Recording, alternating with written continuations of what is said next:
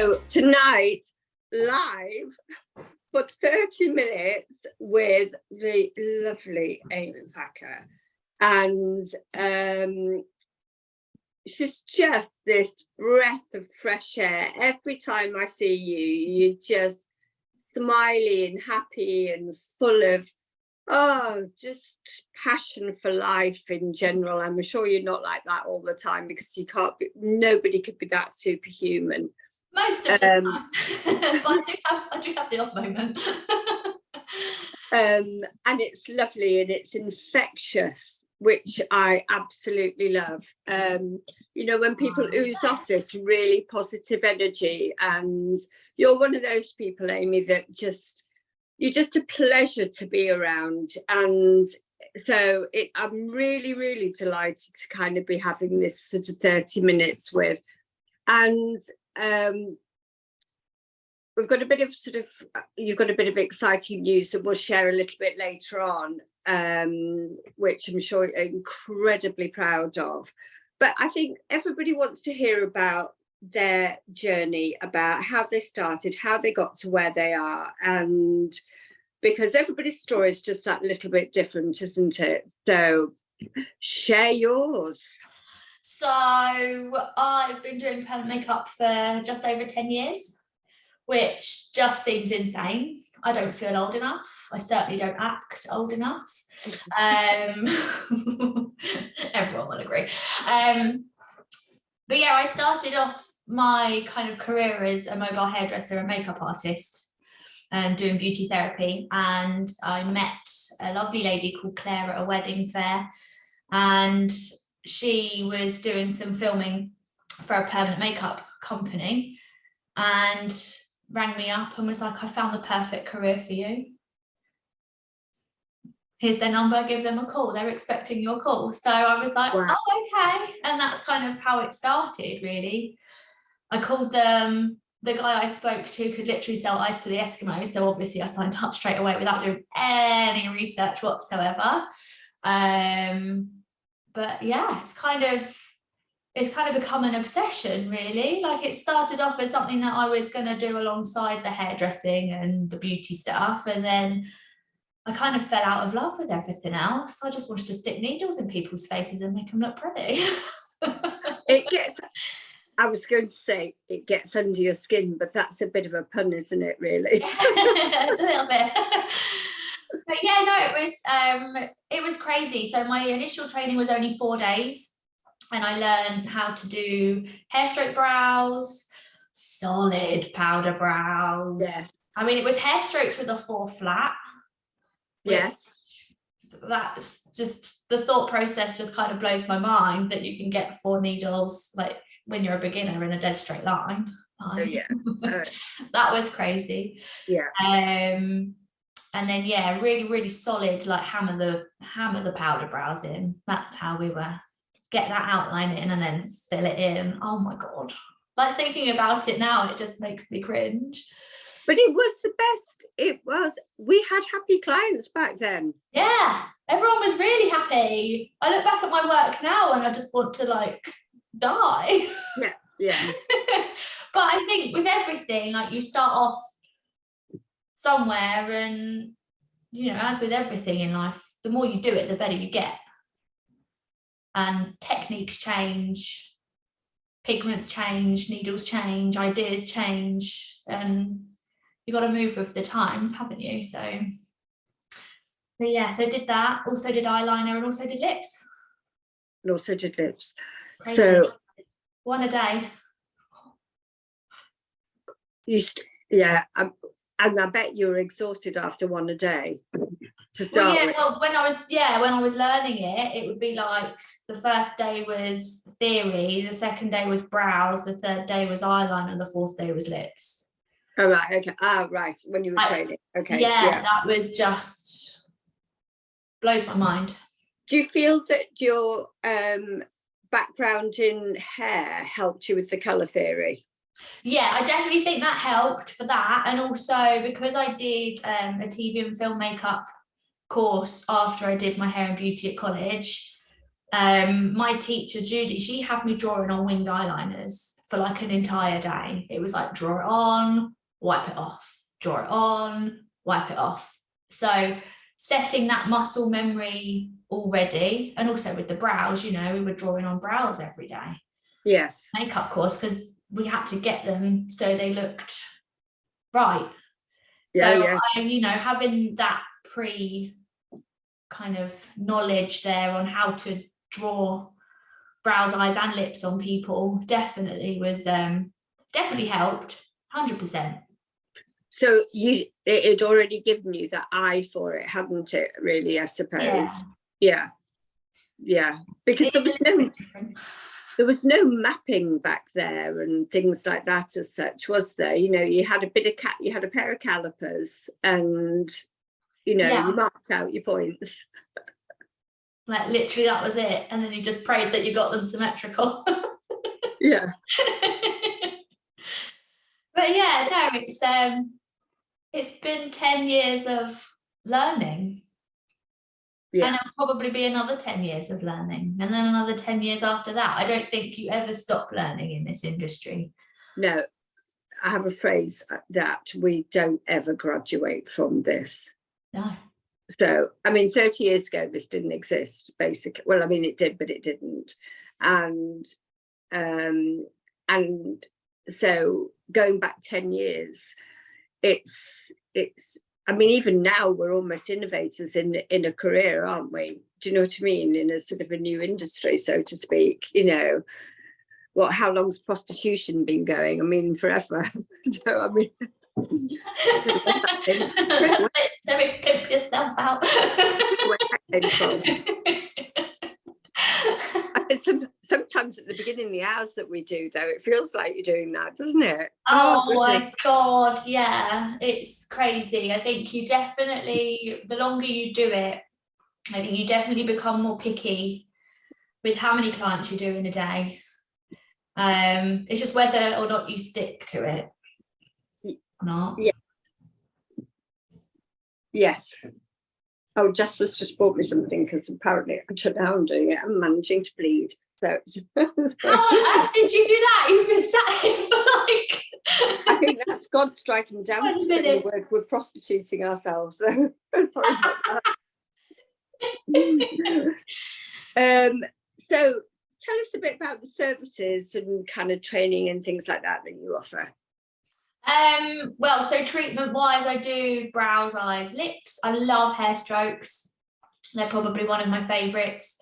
So yeah, I do all permanent makeup. I do areola tattoos as well. And then I can't remember if it was last year or the end of the year before I qualified. I got my my assessors and my teachers qualification with the plan to offer training for beginners or people that want to just advance their skills. But I'm one of those people, I'm so bad at like putting myself out there. Yeah, that's probably my main flaw. I'm very much like, I keep myself to myself all the time. Oh my goodness. Yeah, I'm so bad at like putting myself out there, so I haven't really pushed it, but it is something that I do want to push, is the training a little bit more, because you know, I've got 10 years of experience under my belt. I've got all that knowledge, and I feel like I can share my knowledge with other people. I've done a couple of training courses and a couple of master classes with people that I know in the industry, and they've given me great feedback. So I know that I can do it. I just need to do it. I mean, I think you absolutely. I mean, I think with 10 years under your belt, you need to be out there training, because when people have been out there a couple of years, I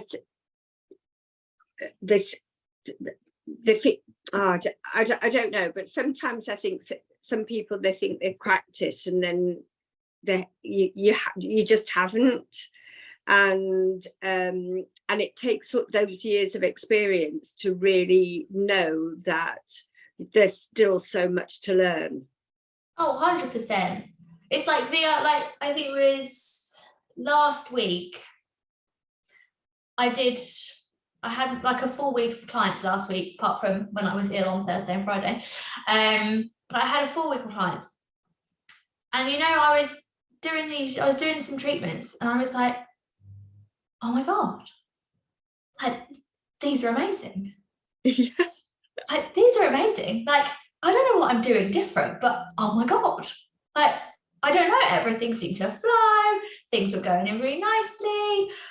And I just think sometimes yes, I've been doing it 10 years, but even me now, I'm still like, wow, I'm doing it. Like, I've done a really good job here. Yeah. I'm really happy with these. And that's fantastic, isn't it? After 10 years to have those days where you go home and you're so super happy with what you've achieved. I mean, I don't leave home. I work from home. Yeah. I'm at home. I walk out the room and I'm like, yay, I'm awesome. Yeah, you shut your clinic door behind you and go, yes. Yeah. Yeah, definitely. It was one of those weeks for sure, last week. Oh, well, that's a good week then, isn't it? Yeah, That's I was really happy, and then it was. Yeah, it can feel like that though. It can feel like a roller coaster, can't it? Yeah, it's always a roller coaster. But I think as well, like, I think we all beat ourselves up because at the end of the day, your work is only as good as the canvas you're working on. Absolutely. And sometimes you get that canvas that walks in that is literally like a dream, and then the next person that walk in, you're like, oh my God, what am I going to do with you? Yeah. It happens all the time. We're not all lucky enough to get these stunning 20-year-olds walking through our door every 5 minutes. Well, no, but not every 20-year-old needs it either. So, the majority of my clients are on the older scale. Yeah, but they're the people that need it the most. They need it, but they don't always have the great skin. They don't have the great skin, but they're probably sometimes the most grateful, I would think. Oh, because God, I just love them all. I love everybody. Can't help it. Especially those that, you suddenly, God, you've reframed the face, you've given them sort of features back, and like the skin was a pig to work on, but the skin was a pig to work on. Yeah, so it's all good. Yeah, I know. Bless them. So, when did you first hear about Goldeneye? I was trying to think of this earlier, and you know what? The first time I think I heard of Goldeneye was probably, I want to say, like 8 or 9 years ago, when it used to be in those little monodose tubes. Oh yes, yeah, the iron oxide range. Yeah, I had a couple of those little monodoses, but it was a lot different then. Everything was numbered. I think there were some names on things. Yeah, but I never knew the names.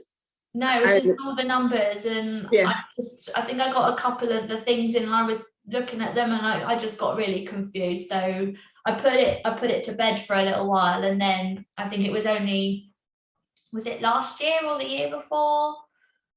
Well, I think it was after lockdown. I think I started using them again. And just fell in love with the colour essence. Just fell in love with them. I think it was after lockdown I was getting my healed results back from a previous line that I was using, and when that person walks through the door and you've done beautiful crisp hair strokes on them like a year and a half beforehand, and then they come in and they're grey, blobby, icky mess. You're like, oh no. Yeah. And they want hair strokes again. It's like, I'm sorry, but no. Yeah. Not possible now. I've done a fair few removals on my own work of the previous line that I was using. So we live and learn, don't we?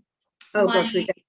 Yeah, my aged results now, though, from using colour essence for a couple of years, they've just been fabulous. They fade beautifully. I'm not having any icky grey blobby messes coming through the door anymore. Like everything is just so much softer, so it's definitely a lot nicer.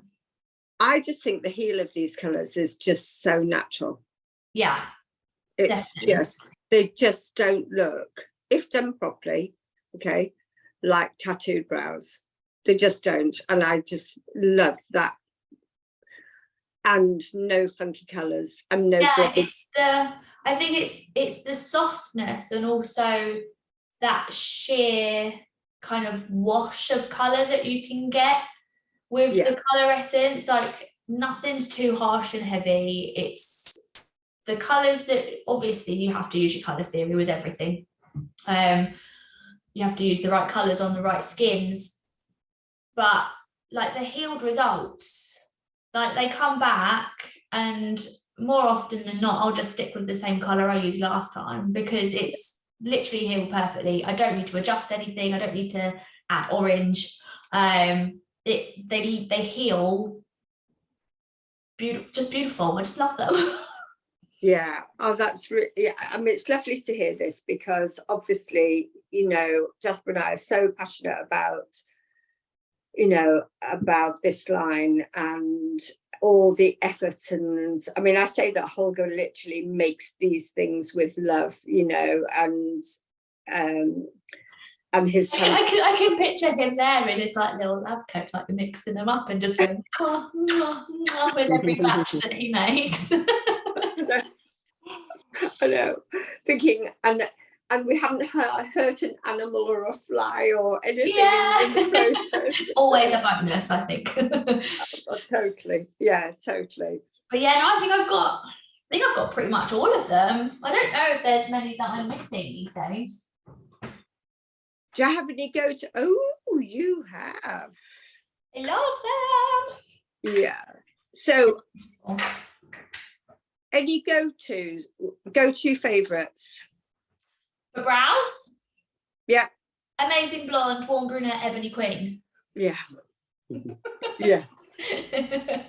Easy. Next. Yeah. Yeah, pretty much most of my mixes are that. I did have a client in the other day though that had gorgeous olive skin, to the point where her skin was so olive that the brow pencil that she was using used to turn green. Okay. So I used dark redwood and I can't remember what I mixed it with now. Oh, beautiful. Like literally just gorgeous. Did you put powder black with it, or did you? She wasn't very dark. Ah. She wasn't very dark, so I think I mixed possibly a drop of. It was either Amazing Blonde or something like that, and they've healed gorgeous, like literally gorgeous. Yeah. So, yeah, she's very happy. I had a message from her on holiday going, "My brows are amazing and they're not green." Oh gosh, yes, yeah. Yeah. I have to say dark redwood is one of my favourites. We have quite a large Asian community, and it is just that one colour that you know is just going to heal beautifully and never go grey. Yeah, see, I have a lot of clients that are very, well, like me, very pale. So I've got to be careful with using dark redwood. But yeah, on the right skins, yeah, it just looked stunning on her. Yeah. I'm looking forward to seeing her actually. Oh, yes. But yeah, Amazing Blonde, Warm Brunette, Ebony Queen, my 3 go-tos for brows, definitely. So why hair strokes your favourite treatment? Oh, I just love them. I don't know. I think I like to be challenged. Yeah. And I do find that hair strokes are a challenge compared to powder brows. Powder brows are, you know, they're quite a nice, easy treatment. You know, a powder brow is a powder brow. Yeah. You can make it really soft, you can make it stronger. Yeah. But I think with hair strokes, it's that challenge to make them look as realistic as possible, so that they don't look like they've been tattooed. And that's what I like. I like that kind of making them look as realistic as possible, and I really enjoy that. because you haven't got many chances to repeat strokes without them looking kind of thick and ugly. And it takes incredible skill, I think, to be able to do really good hair stroke brows, because you're working on thick, much thicker areas of the muscle here, aren't you? And then you've got that really fine, sometimes incredibly thin skin up around the arch of the brow. Yeah, there you've got to be super careful that you don't go too deep. But yeah, it's working off the tip of the needle, just dance it across the skin. Beautiful. Yeah. I like those nice crisp little lines in. So on that note, we can mention that you are a finalist for your hair stroke brows at the UK conference this year, which is honestly, congratulations, absolutely thrilled for you. Thank you. And you've obviously submitted some beautiful photographs for the judges, and very proud that they were all Colour Essence. One of our ambassadors and Colour Essence have shown the judges just how beautiful, with the skill that you have, how hair stroke brows can look amazing. So yeah, there was all Colour Essence for all of my award pictures. Yeah. So yeah, I entered both hair strokes and lips, all with Colour Essence, and I've got finalist in both categories. So yeah, I was going to mention then that you've also not just as a finalist in one, but finalist in two categories, which is amazing. Very exciting. So what would you say to people about entering competitions? Why wouldn't you? What have you got to lose? Like, quite frankly, if you get finalist, amazing. If you don't get finalist, oh well, try next year. Like, it's not going to change anything. It's literally not going to change anything. So enter. You've literally got nothing to lose other than however much it costs to enter. Literally, that's it. Yeah. And it's incredible. Put yourself out there. Yeah, I agree. I think you should put yourself out there. Yeah, I do. If you don't try, you'll never know. Yeah. So everyone should just go for it, I think. I like your attitude. Yeah, just do it. Just do it. Sponsored by Nike now as well, apparently. Just do it. You should do that as well with your training. Just do it. No. I'm really good at giving advice. I'm not very good at following my own. Yes, you promote that training. Just do it. Yeah. Okay. Just do it. So what would you say? Oh yeah, I've got a question here. Sorry, before I carry on, about what's the best way that you go about if you're trying to get new clients from an advertising perspective? What works best for you? So for me, where I am, for the last couple of years at least, I've advertised in the local magazines. Okay. But I know the guy that owns the magazines, and they're all local ones. So there's Cookfield Life, Linfield Life, and Hurst Life. They're all little villages around where I live. So I've always advertised in them, and I definitely get business from it. Not very regular, but my name is constantly out there. Yeah. But I'd say the majority of my clients are definitely word of mouth. Yeah. Because yes, I post to Facebook. Yes, I post to Instagram. I'm very rubbish at being kind of organised with that type of thing. Yes. And once I've done something, if I've got 5 minutes, I'll post it. I don't care what time of day it is. I don't care whether my audience are in bed asleep. I don't care. I'm not going to post it otherwise. I have to post it when I'm thinking about it. Yeah. So I'm just not organised enough to follow like strict plans and guidelines and stuff. I really try, and I do really well for like a week, and then I'm like, anyway, life.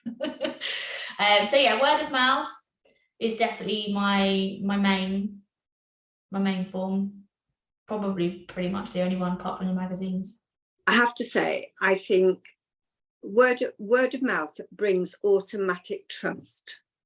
Definitely.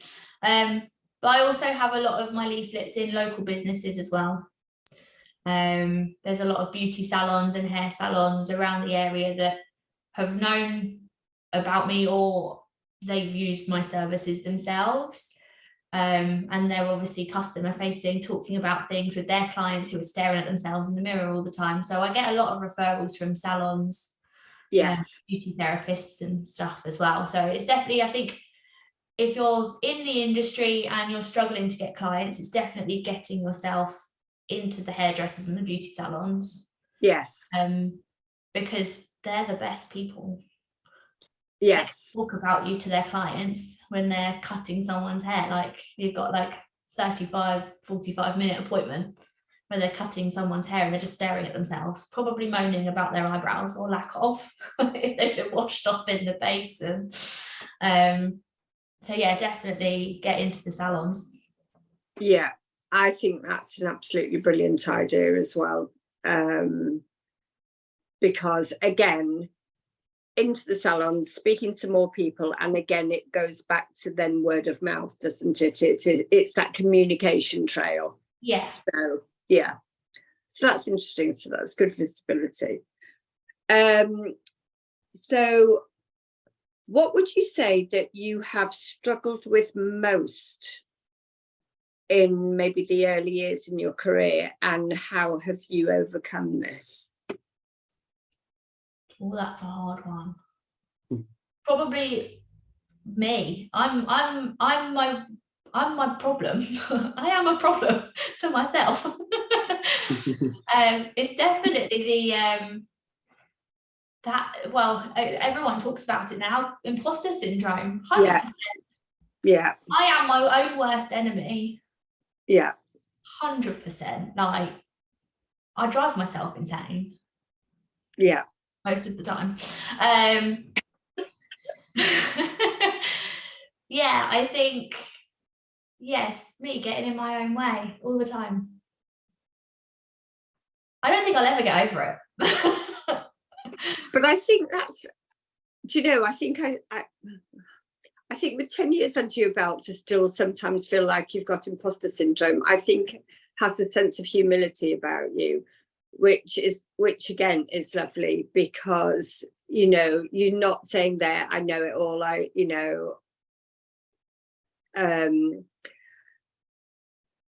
oh, come to me, I know the answer to everything and all the rest of it. And I think I definitely don't.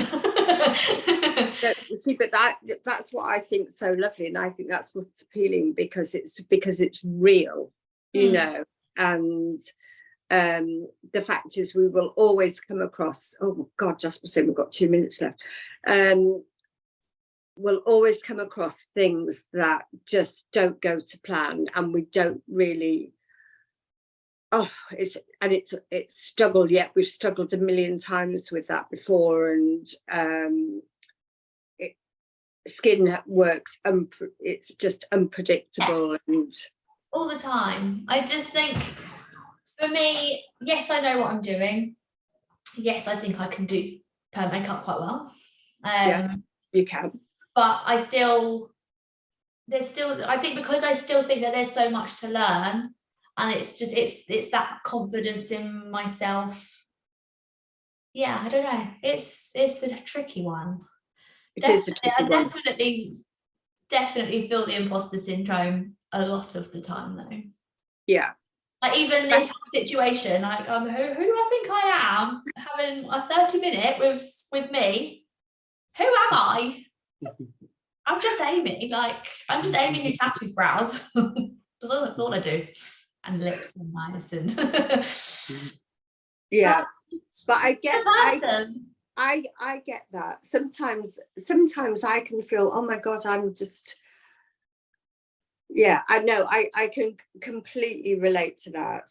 Yeah, I can relate to that, because I still think I've almost entered this library asking for a book, and suddenly this library's got so big, I've realised there's so much more I don't know. So yeah, I definitely do. So what advice would you give to artists that are struggling with their work and their confidence? Work out what it is that you're wanting to focus on first. Always break stuff down. You can't eat an elephant in one go. You've got to do it one mouthful at a time. So work out what your priority is, chunk it up, and then work on one thing at a time. And if you're going on a training course to help with like an eyeliner technique, book in a ton of models to complete straight after. Do it discounted.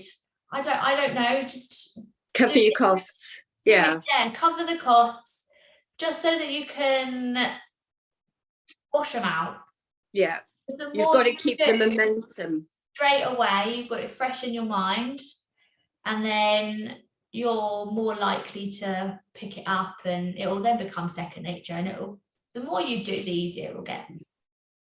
You might not always feel confident, but oh god, no, the more that you do, the easier you can deal with it. I think we've all held our breaths, haven't we, at times doing certain things. It's when you pass in the mirror.